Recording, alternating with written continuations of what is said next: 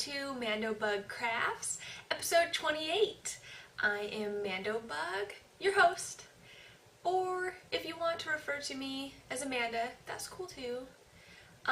So welcome new viewers. Thank you for coming and checking out my little show. And thank you returning viewers, as always, for continuing to come back. So starting out with something I've learned. I hope you're not tired of hearing about my dyeing adventures, but that's what I did this weekend, of course, over at Lindsay of the Knit One podcast, over at her house. We did some more dyeing, and we figured out how to get lighter shades. That was our problem last time, our very first time dyeing. We were having issues figuring out, okay, we have red dye, but how do we get pink, right?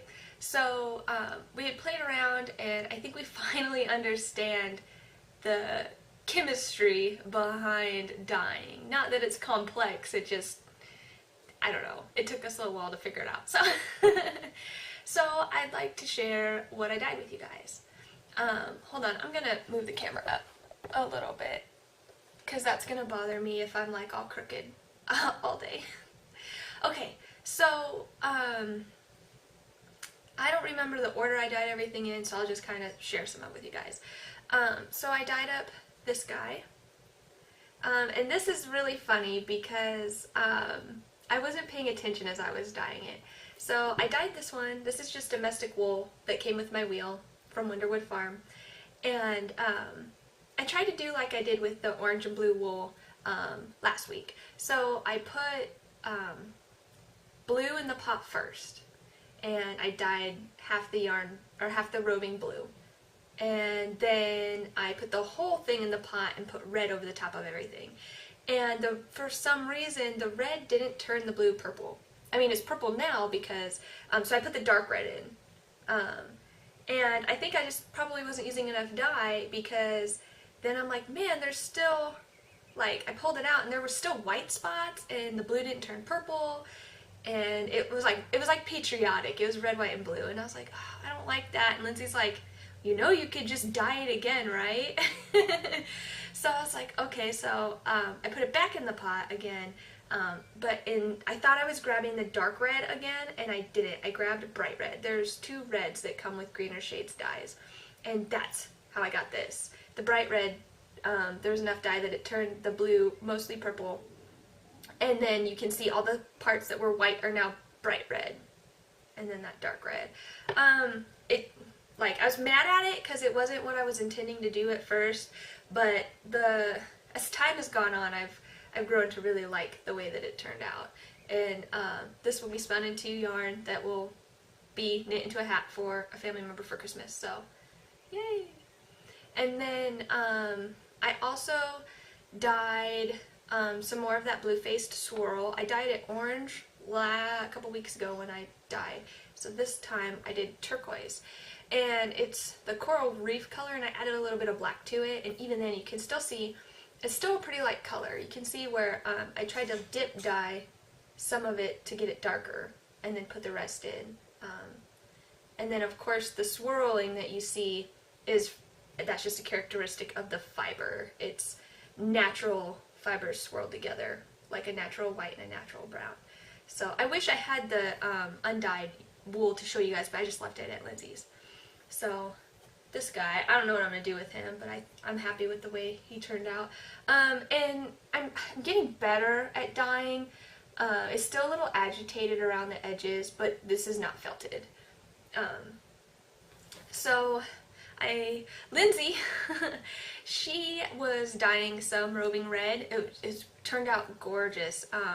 Definitely go check out her podcast. I think she's going to record after me to see all the loveliness that she dyed. But she got this gorgeous cranberry color on this Polworth, and I'm just, oh, and she got some beautiful other colors, but I'm not going to spoil her episode. Just go check it out. But her fiber turned out gorgeous.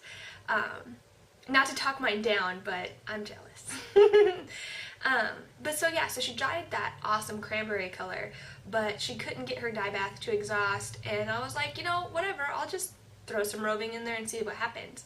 So her cranberry bath that she got beautiful cranberry colored Polworth before it exhausted gave me this. Look, it's pink! So that's when we learned how to get the shades. You just really have to dilute the dye. And it helps, instead of, because like you can't measure really small amounts of powder, so it's easier to make a dye stock and take small amounts of the dye stock and mix it into your pot to get these light colors. The only thing you have to be careful with is this is like washing out. This is pink.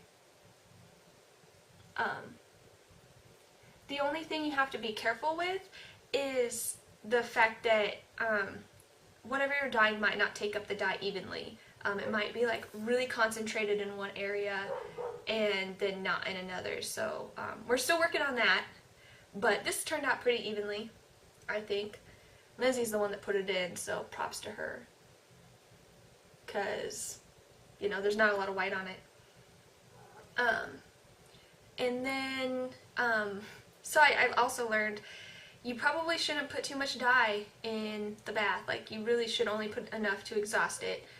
Because when you pull out fiber that from a bath that's not exhausted, it drips dye everywhere. And that's what happened with this blue swirl. It was dripping dye everywhere, and so I had to like rinse it 3 times before I even felt comfortable that it wouldn't dye something. And even then, the water didn't run completely clear. But it was ridiculously messy, so I do not recommend that. But so yeah, I had dyed this, and the dye bath was still like bright blue. I had accidentally done my math wrong and put way too much dye in there. So there was so much dye that I dyed that 4 ounces. Lindsay really liked the color, so she put 2 ounces of her fiber in. The dye bath was still not exhausted, so she put two more ounces in, and of course we kept adding acid to the dye bath to make sure that it would exhaust. We just had too much dye in there. And so it dyed 8 ounces, and it was still not clear. So we added more acid, and then I put this little 3-ounce braid in. And it was cool because what I did was I braided it up and I just put it in. So the inside of the braid did not dye. So I've already opened it and re-braided it, and this is what I got. But if you would have seen it before I re-braided it, like all the outside was blue, and that left all of the inside white. And so it's really cool. It's chunks of white and chunks of blue. I thought about over dyeing it, but Lindsay's like, no, that looks cool. I would just leave it, and she's right. It looks like clouds. It's really pretty. So that finally exhausted the dye bath. Finally. And then I also dyed some yarn. So I couldn't resist, and I ordered some yarn offline from Wool to Dye For. You should definitely check out their store if you're interested in dyeing your own yarn, because they have very reasonable prices for yarn in bulk. So you do have to buy yarn. I think it's like skeins of 10 at least. Unless they have like a secret stash tab, sometimes you can find like 1 or 2 skeins that have been separated that you can get. But so I got 10 skeins of their platinum sock. Sorry for the crinkling. I'm going to show you guys. Platinum sock. So you can read that. 75-25. I mean, it's merino nylon blend, superwash, 4-ply. And this is really nice yarn. And it ships out of Virginia, which is pretty close, so it gets here really fast, which I really like. And subtotal, right, so I got 10 skeins. After tax and shipping, it ended up being like $8 a skein, which was amazing. So if you are into dyeing your own yarn, you should really check it out, because it's definitely worth it. And then my 10 skeins came with this little guy. A little sample of their Silk DK, and it is so soft. So soft. But anyway, so I dyed some yarn. And so, I guess I can go ahead and share it with you guys now. I dyed, well, I dyed this guy second, but I dyed this yarn. I was going for a blue with a purple tint, but it's kind of more purple. And it's not very even. I attempted for it to be even, and I think it's difficult. Maybe if I would have done another bath, it would have been more solid, because that's what I did with this skein. This is my gray.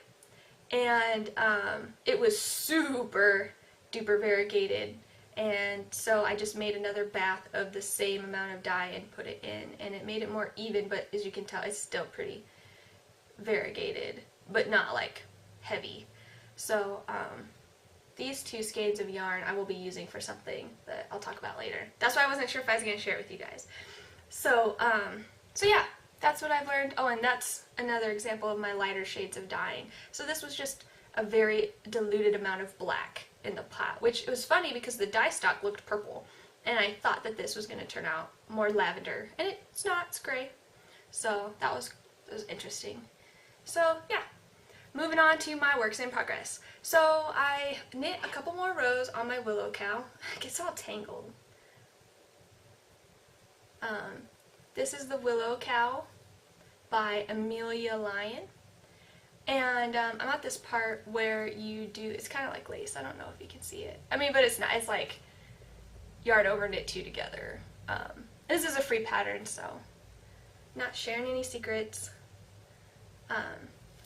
You know, the handspun's knitting up kind of crazy. I really do hope that I like this when it's finished. It's definitely something different. Here's my skein. This is fiber superwash merino that I got from Pigeon Roof Studios as part of a spin along. So I haven't worked on it too much, as you can tell, just a couple rows.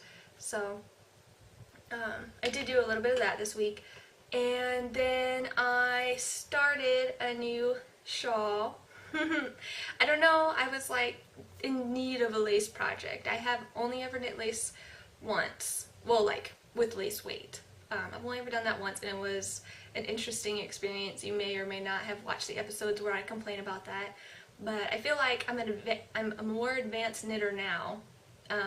You know, I'm reaching almost my 1-year mark. That I think I can handle the lace now. So I took my, oh, do you recognize this? This is my handspun Rolex. It's 3 ounces from Yarnshine in the Ocean's Eve colorway. And so it's my 2-ply lace. I started knitting Rainshine by Knits, and this is my progress so far. Try to stretch it out so you can kind of get an idea. I think this is turning out so, sorry I haven't woven in the beginning yet. I think this is turning out so pretty.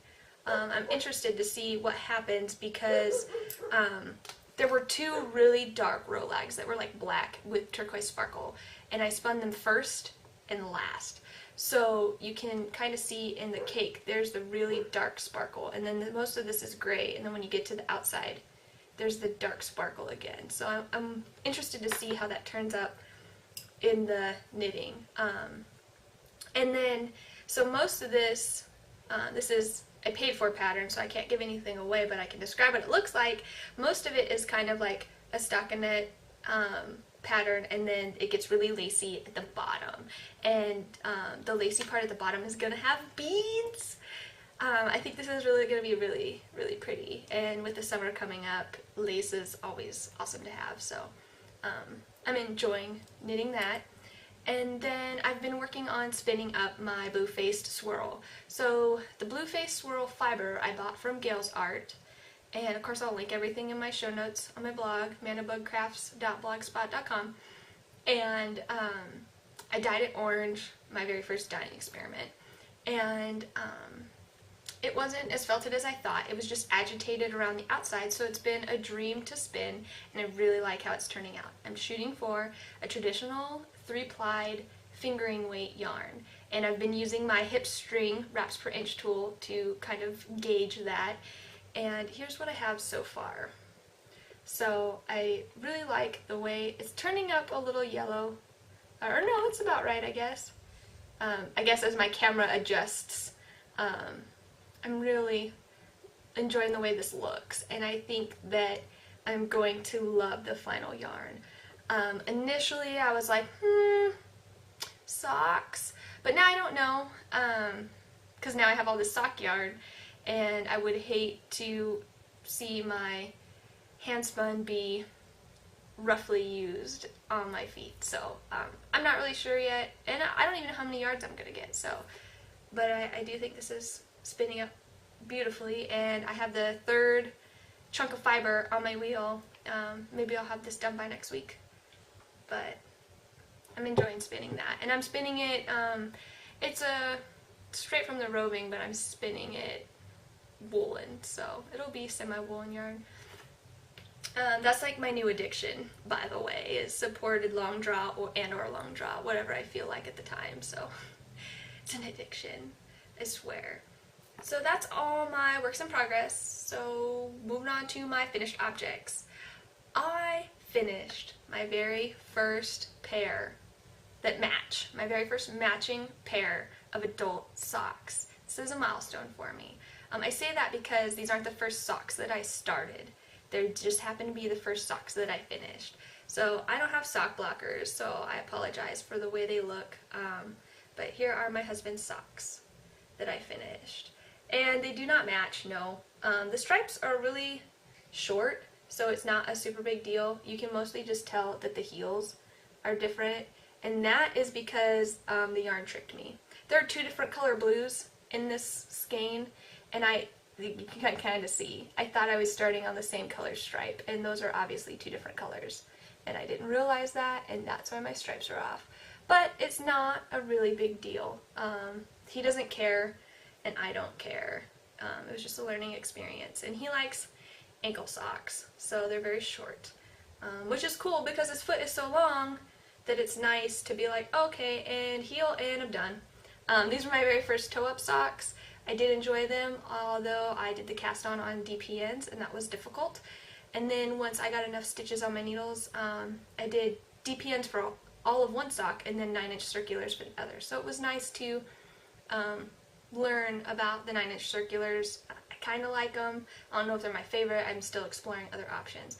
So yeah, but these are the Time Traveler socks by Liz Sedmak, or Sedmick. Sorry, I'm not sure how you would say that. But I'm calling them Seahawk socks.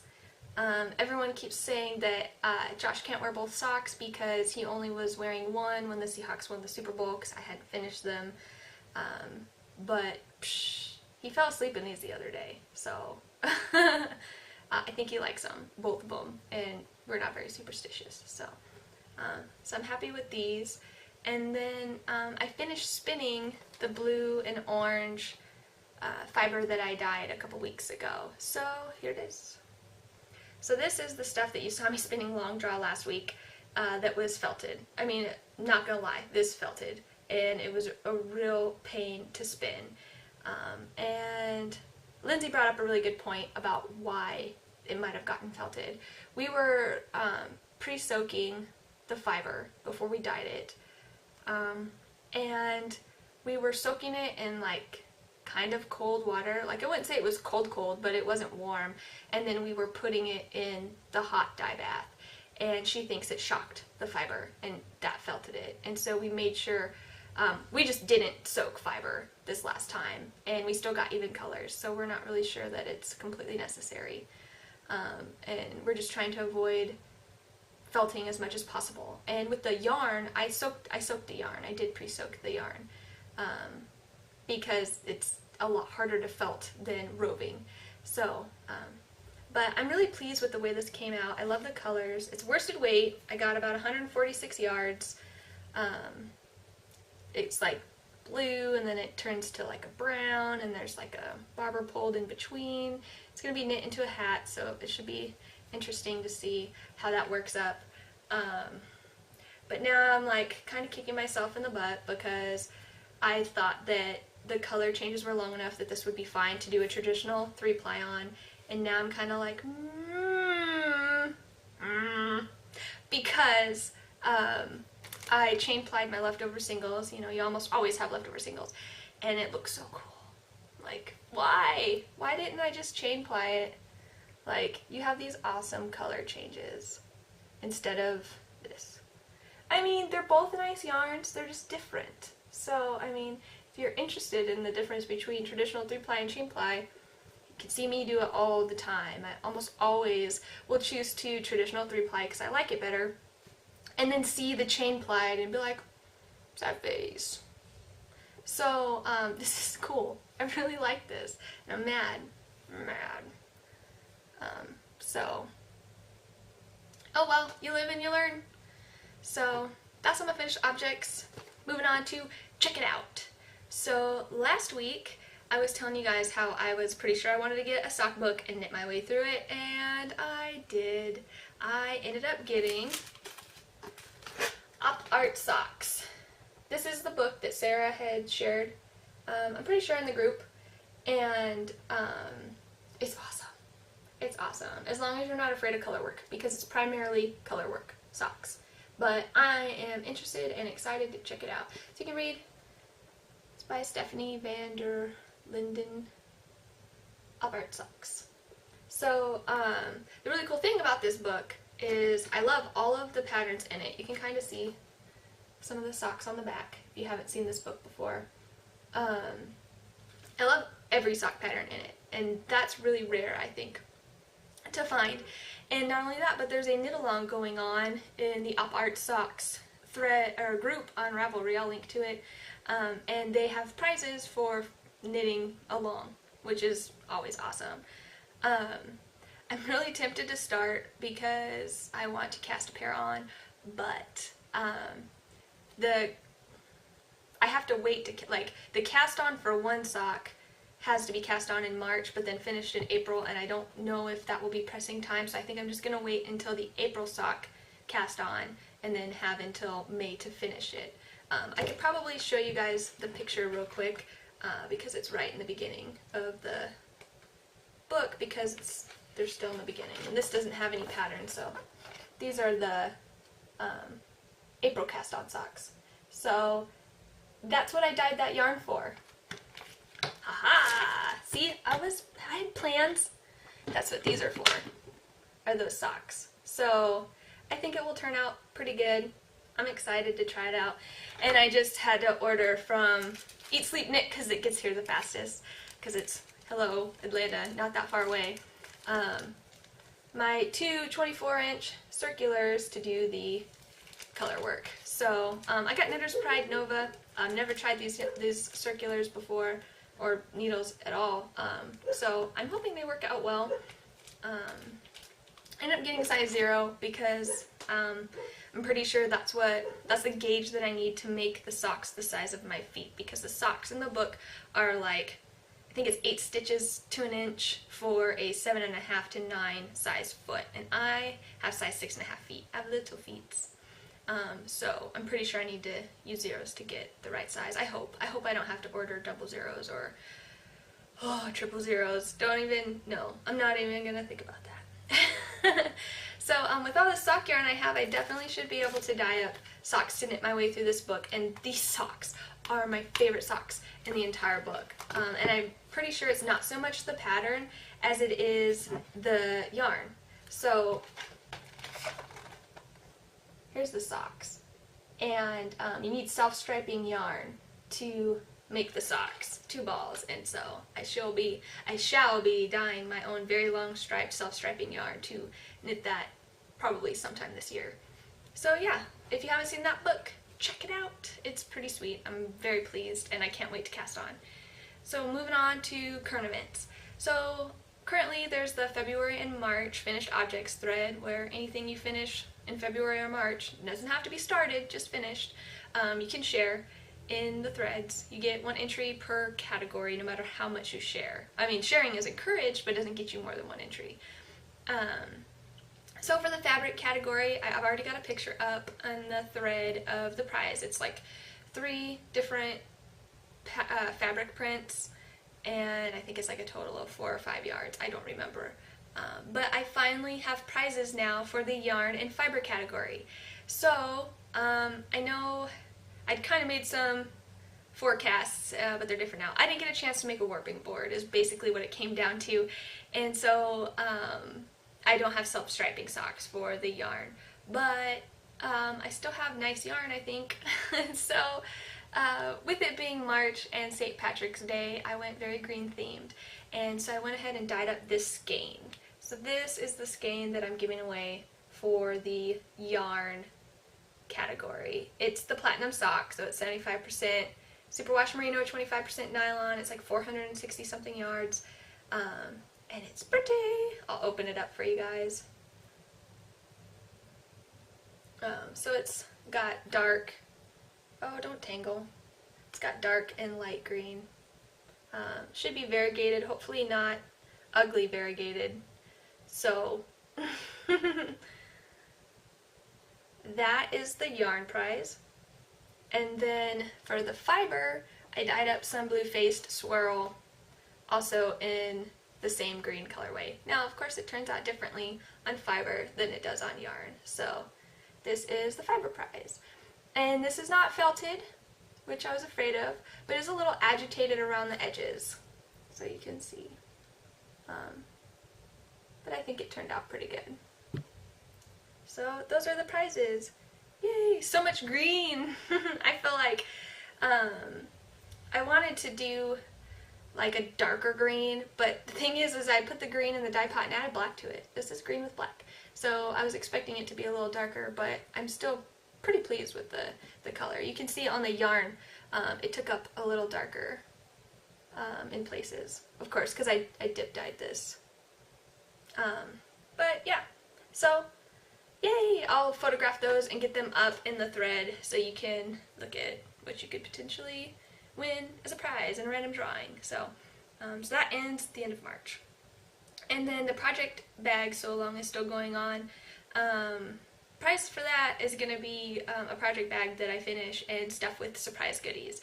I'm probably going to put that at the end of an episode. I don't have it put together yet, but if you want to cheat and see the surprise, you could go ahead and watch the end of the episode. But not this one, a future one. But I haven't made any progress on any more project bags on my end. I hope that your project bags are turning out exactly the way you want them to be and you're very pleased with them. I will probably have some to show next week, since I think it's the last week of March next week. So yeah, man, March is almost over. Where has this year gone? Seriously. I mean, I guess it's spring now, right? We hit the first day of spring, so I heard birds outside this morning, so that was different. But so yeah, upcoming events. I guess I can just re-mention the events that I talked about last week, but briefly, because of course I'll link back to their website. Stitches South is coming up in Atlanta in April, and the Festival of Alabama Fiber Arts is coming up in April in Montgomery, Alabama. So yeah, that's pretty much all I got for you guys this week. So I hope you had a good week, and I hope you have a good crafting week this week, and I will see you next week.